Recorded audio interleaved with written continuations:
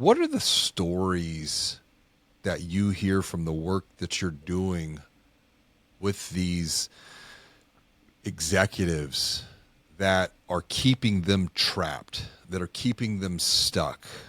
It's an old belief. It's an old identity. What do you keep hearing coming up time and time again? That, to your point, maybe if there's just one person who's watching or listening to this, you're going to connect with them in a very deep way. What do you hear?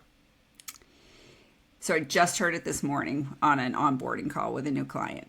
It's that I can't speak up. Doesn't matter how smart I am. Doesn't matter how many times I've been promoted.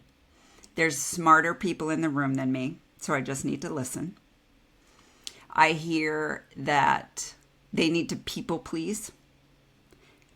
But the truth is, people pleasing pleases nobody.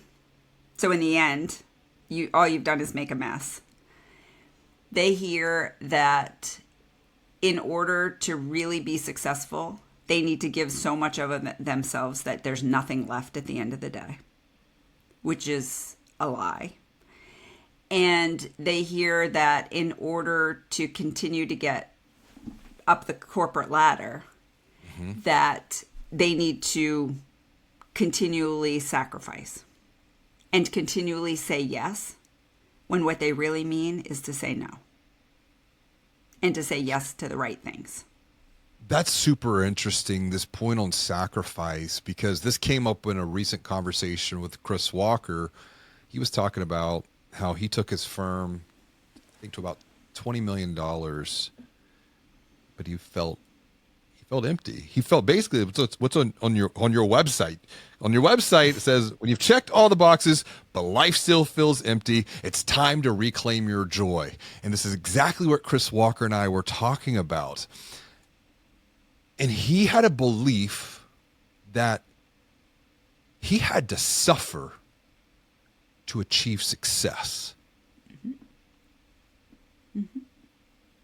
Why do you think that belief pops up? Where does that idea of suffering must come before success? We are taught that. Our grandparents teach us that. Hollywood teaches that. If you watch any of the Yellowstone, episodes, it is hard work will get you success. Sacrifice will get you success. The grit, is that a lie? The blood.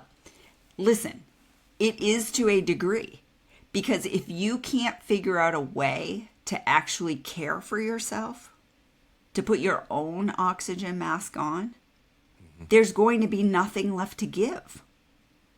And so joy, as I've defined it by taking the Greek root definition and the Latin root definition and fusing it together, is really a holistic and profound sense of well-being that will transcend momentary happiness. And so if you think about joy in that sense, you're just in a state of well-being. We all need to be in a state of well-being.